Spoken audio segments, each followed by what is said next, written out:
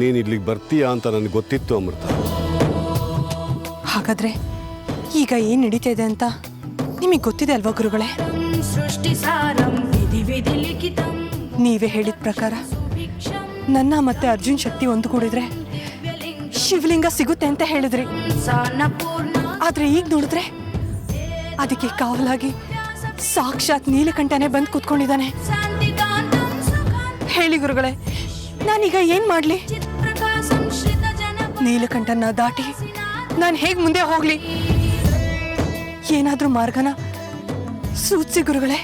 ಅಮೃತ, ನಿನಗೆ ಗೊತ್ತಿರುವ ಹಾಗೆ ಆ ನೀಲ ಆದಿಶೇಷನ ಅಂಶ ಇರುವ ದಿವ್ಯನಾಗ. ಅವನ ಬಗ್ಗೆ, ಅವನ ಶಕ್ತಿಯ ಬಗ್ಗೆ ಅದೇ ಲೋಕದವಳಾದ ನಿನಗೆ ನಾನು ಹೆಚ್ಚಿಗೆ ಹೇಳಬೇಕಾಗಿಲ್ಲ. ಆದರೆ ಒಂದು ಮಾತು ನೆನಪಿಟ್ಕೋ ಅಮೃತ, ನೀಲನನ್ನ ಶಕ್ತಿಯಿಂದ ಗೆಲ್ಲೋಕೆ ಸಾಧ್ಯವೇ ಇಲ್ಲ.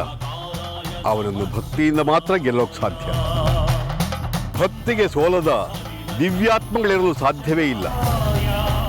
ನಿನ್ನ ಭಕ್ತಿ ಪ್ರಾಮಾಣಿಕವಾಗಿದ್ದರೆ ಅವನು ಮಣವೇ ಮಣಿತಾನೆ.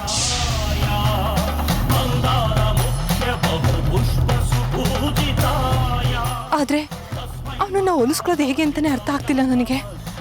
ಆ ನೀಲಕಂಠನನ್ನ ಕೆಲವು ದುಷ್ಟಶಕ್ತಿಗಳು ತಮ್ಮ ಮಾಯೆಗೆ ಸಿಲುಕಿಸಿ ಶಿವಲಿಂಗದ ರಕ್ಷಣೆಗೆ ಬಿಟ್ಟಿದ್ದಾರೆ. ನೀನು ಅವನನ್ನು ಒಲಿಸ್ಕೊಳ್ಬೇಕಾದ್ರೆ ನೀಲಕಂಠ ಸಂಪ್ರೀತನಾಗಬೇಕು. ದುಷ್ಟಶಕ್ತಿಗಳು ಅಂದ್ರೆ ಯಾರವರು?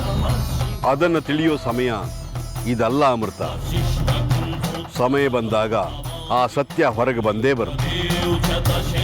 ಆದರೆ ನೀನೀಗ ತುರ್ತಾಗಿ ಮಾಡಬೇಕಾದ ಕೆಲಸವೇ ಬೇರೆ ಅಮೃತ. ವಿಶೇಷ ಸುಗಂಧ ಭರಿತ ಹಲವು ಪುಷ್ಪಗಳನ್ನು ತೆಗೆದುಕೊಂಡು ಹೋಗಿ ಆ ನೀಲಕಂಠನಿಗೆ ಭಕ್ತಿಯಿಂದ ಸಮರ್ಪಿಸು. ಆ ನೀಲಕಂಠ ಸೌಗಂಧ ಪ್ರಿಯ. ಅವನ ಮುಂದೆ ಸಂಪೂರ್ಣ ಶರಣಾಗು. ಅವನ ಮನಸ್ಸನ್ನು ಗೆದ್ದು ಶಿವಲಿಂಗವನ್ನು ಪಡೆದುಕೊಂಡು ಹೊರಡು. ಹೊರಡು ಅಮೃತ, ಬೇಗ ಹೊರಡು. ಸರಿ ಗುರುಗಳೇ, ಹಾಗೆ ಆಗ್ಲಿ.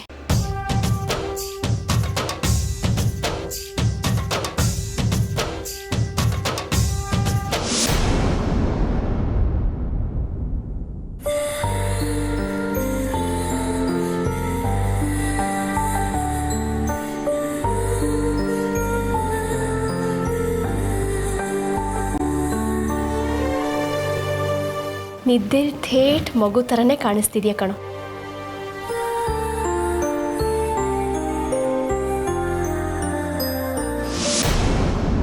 ಇದೇನು ಮೈಯೆಲ್ಲ ತಣ್ಣಗಿದೆಯಲ್ಲ, ಹುಷಾರಿಲ್ವಪ್ಪ? ಓ, ಮುಂಚೆಯಿಂದನೂ ನಿನಗೆ ಶೀತ ಪ್ರಕೃತಿ ದೇಹ ಅಲ್ವಾ? ಅರ್ಜುನ್, ಯಾಕೋ ಗೊತ್ತಿಲ್ಲ, ಇವತ್ತು ನಿನ್ನ ಜೊತೆ ತುಂಬ ಹೊತ್ತು ಕೂತು ಮಾತಾಡಬೇಕು ಅಂತ ಅನಿಸ್ತಾ ಇದೆ ಕಣೋ. ಅಂತೂ ನೀನು ಇಷ್ಟಪಟ್ಟ ಹುಡುಗಿ ಜೊತೆನೇ ನಿನ್ನ ಮದುವೆನೂ ಆಗೋಯ್ತು. ಅಲ್ಲ ಬಾಬಾ, ಅಣ್ಣನ ಹತ್ರ ಇರೋ ನಾಗಮಣಿ ನಮ್ಗೆ ಯಾರಿಗೂ ಗೊತ್ತಾಗದೇ ಇರೋ ಹಾಗೆ, ಒಂಚೂರು ಸುಳು ಸಿಗದೇ ಇರೋ ಹಾಗೆ ಅದೆಲ್ಲಿ ಹೋಗಕ್ಕೆ ಸಾಧ್ಯ? ನಮಗಲ್ದೆ ಹೋದ್ರು ನಿಮ್ಮ ಶಕ್ತಿಗಾದರೂ ಅದು ಗೋಚರಿಸ್ಬೇಕಿತ್ತಲ್ವಾ? ಈಗ ಯಾರಿಗೂ ಏನು ಗುಟ್ಬಿಟ್ಟು ಕೊಡದೇ ಇರೋ ಉದ್ದೇಶನಾದರೂ ಏನು ಅಂತಾನೆ ಅರ್ಥ ಆಗ್ತಿಲ್ಲ ಬಾಬಾ. ಅದೇ ನನಗೂ ಅರ್ಥ ಆಗ್ತಾ ಇಲ್ಲ ರುದ್ರ. ನನ್ನ ಎಲ್ಲ ಶಕ್ತಿಗಳನ್ನ ಪ್ರಯೋಗಿಸಿದ್ರು ಕೂಡ ಆ ನಾಗಮಣಿ ಎಲ್ಲಿದೆ ಅನ್ನೋ ಸುಳಿಯೂ ಕೂಡ ನನಗೆ ಸಿಗ್ತಾ ಇಲ್ಲ. ನನ್ನ ಎಲ್ಲ ಶಕ್ತಿಗಳು ಕ್ಷೀಣಿಸಿ ಹೋಗ್ತಾ ಇದೆ ಅಂತ ಅನ್ನಿಸ್ತಾ ಇದೆ ನನಗೆ. ನಾನು ನಿಷ್ಪ್ರಯೋಜಕನಾಗ್ಬಿಟ್ನಲ್ಲ ಅಂತ ನನ್ನನ್ನು ಕಾಡ್ತಾ ಇದ್ದೆ. ಇಷ್ಟೊಂದು ಅಸಹಾಯಕತೆನ ನಾನು ಹಿಂದೆಂದೂ ಅನುಭವಿಸಿರ್ಲಿಲ್ಲ. ಮೊದಲನೆಯ ಬಾರಿಗೆ ನಾನು ಸಂಪೂರ್ಣವಾಗಿ ಸೋತ್ಬಿಟ್ಟೆ ಅನಿಸ್ತಾ ಇದೆ ರುದ್ರ. ಇದೇನು ಬಾಬಾ ನಿಮ್ಮ ಬಾಯಲ್ಲಿ ಇಂಥ ಮಾತು? ನಾವೆಲ್ಲ ಸೋತ್ ಸುಣ್ಣವಾದಾಗ ನಮಗೆ ಧೈರ್ಯ ತುಂಬ್ತಿದ್ದವ್ರು ನೀವು. ನೀವೇ ಹೀಗೆ ಮಾತಾಡಿದ್ರೆ ಹೇಗೆ? ಛೇ, ಬಿಡ್ತು ಅನ್ನಿ. ನನಗನ್ಸೋ ಪ್ರಕಾರ ಆ ನಾಗಿಣಿ ಕೈಗೇನಾದರೂ ನಾಗಮಣಿ ಸಿಕ್ಕಿ ಅದನ್ನು ತಗೊಂಡವಳ ಲೋಕಕ್ಕೆ ವಾಪಸ್ ಹೋಗಿರ್ಬೋದಾ ಅಂತ. ಇಲ್ಲ ರುದ್ರ, ಖಂಡಿತವಾಗ್ಲೂ ಇಲ್ಲ. ನನ್ನ ತಪಶಕ್ತಿಗೆ ಗೋಚರವಾಗಿರೋ ಪ್ರಕಾರ ಆ ನಾಗಿಣಿಗೂ ಕೂಡ ನಾಗಮಣಿ ದಕ್ಕಿಲ್ಲ. ಆದ್ರೆ ಅವಳು ಮಾತ್ರ ನಾಗಮಣಿನ ಪಡ್ಕೊಳ್ಳೋ ಹೋರಾಟನ ಮಾಡ್ತಾನೆ ಇದ್ದಾಳೆ. ರುದ್ರ, ನಾಗಮಣಿಯ ನಾಗಿಣಿಯ ಸುತ್ತಮುತ್ತಲಲ್ಲಿದ್ರೂ ಕೂಡ ಆ ಗುಟ್ಟ ಬಿಟ್ಕೊಡದೆ ನಮ್ಮನ್ನು ಆಟ ಆಡಿಸ್ತಾ ಇದ್ದಾಳೆ. ಅದೇ ಯಾಕೆ ಬಾಬಾ ಇಷ್ಟಕ್ಕೂ ಆ ನಾಗಮಣಿಯ ನಾಗಿಣಿಯ ಸೊತ್ತು ತಾನೆ, ಅದು ಅವಳಿಗೆ ತಾನೇ ಸೇರ್ಬೇಕಾಗಿರೋದು. ನಾಗಮಣಿ ನಾಗಿಣಿ ಸೊತ್ತು ಮಾತ್ರ ಅಲ್ಲ ರುದ್ರ, ಆ ಈಶ್ವರನ ಸೊತ್ತು ಕೂಡ. ತನ್ನ ಸೊತ್ತು ಯಾವಾಗ ಯಾರ ಬಳಿ ಹೋಗ್ಬೇಕು ಅಂತ ನಿರ್ಧಾರನ ಆ ಈಶ್ವರ ಮಾಡ್ತಾನೆ. ಅದಕ್ಕೆ ಯಾರಿಗೂ ಸುಳಿವು ಸಿಗದಿರೋ ಹಾಗೆ ಕಾಪಾಡ್ಕೊಳ್ತಾ ಇದ್ದಾನೆ ನಾಗಮಣಿನ ಆ ಈಶ್ವರ. ಯಾವ ಉದ್ದೇಶಕ್ಕೋಸ್ಕರ ಈ ರೀತಿ ಮಾಡ್ತಾ ಇದ್ದಾನೆ ಅಥವಾ ಯಾವ ಸಂದರ್ಭಕ್ಕೋಸ್ಕರ ಅವನು ಕಾಯ್ತಾ ಇದ್ದಾನೆ ಅನ್ನೋದು ಮಾತ್ರ ಸ್ಪಷ್ಟ ಆಗಿಲ್ಲ ರುದ್ರ. ಅಮೃತ, ಶಿವಲಿಂಗವನ್ನೇನೋ ಪಡೆದಾಯಿತು. ಈಗ ನೀನು 7 ದೇವಿಯರ ದೇವಸ್ಥಾನಕ್ಕೆ ಹೋಗಿ ಸಪ್ತ ಮಾತೃಕೆಯರ ದರ್ಶನಾಶೀರ್ವಾದ ಪಡೆದುಕೊಳ್ಳಬೇಕು. ನಿನ್ನ ಬಳಿ ಹೆಚ್ಚಿನ ಸಮಯವಿಲ್ಲ. ಹೊರಡು ಅಮೃತ, ಹೊರಡು.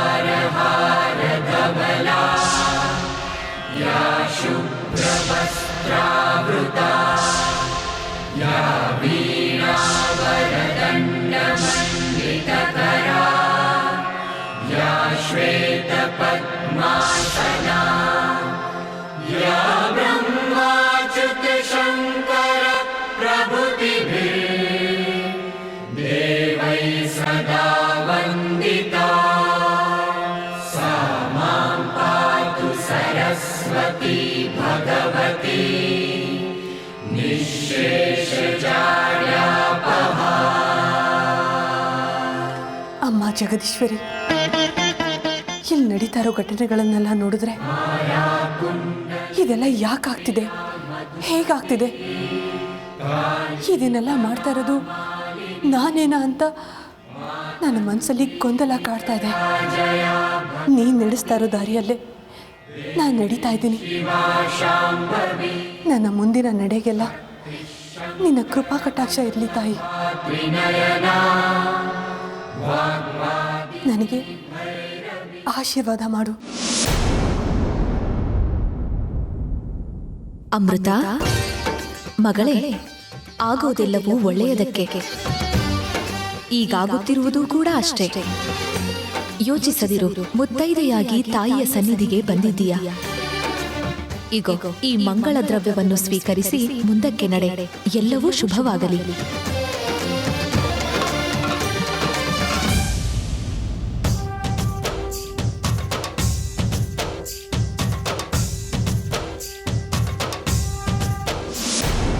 ಮಂಗಳ ದ್ರವ್ಯನ ನನಗದರ ಅವಶ್ಯಕತೆ ಇಲ್ಲ. ಮಂಗಲ ದ್ರವ್ಯವನ್ನು ನಿರಾಕರಿಸೋದು ಒಬ್ಬ ಮುತ್ತೈದೆಗೆ ಶೋಭೆ ನೀಡೋದಿಲ್ಲ ಅಮೃತ. ಅರ್ಜುನ್, ಅರ್ಜುನ್, ಹೇ ಅರ್ಜುನ್, ಅರ್ಜುನ್ ಹೇಳೋ. ಅರ್ಜುನ್, ಟ್ಯೂಷನ್ನೇ ಹೇಳ್ತಾನೆ ಇಲ್ಲ. ಮೈ ಬರೀ ಇಷ್ಟೊಂದು ತಣ್ಣಗ ಹೋಗಿದೆ. ಹೇಳು ಅರ್ಜುನ್, ಎದ್ದೇಳೋ. ಏನ್ ತಿಂದ ಇವನು? ಅರ್ಜುನ್ ಇಲ್ಲಿ ನೋಡಿ, ಹಣ್ಣಿನ ಸಿಪ್ಪೆ ಬಂದಿದೆ. ಮೋಸ್ಟ್ಲಿ ಇದನ್ನೇ ತಿಂದಿರ್ತಾನೆ ಇವನು. ಈ ಹಣ್ಣ ಇದು ಅಮೃತ ದೇವಸ್ಥಾನದಿಂದ ತಂದಿದಲ್ವಾ? ಅರ್ಜುನ್ ಇಲ್ಲಿ ನೋಡೋ. ಹೇಳು ಅರ್ಜುನ್. ಅರ್ಜುನ್ ಹೇಳು ಕಂದ. ಅಯ್ಯೋ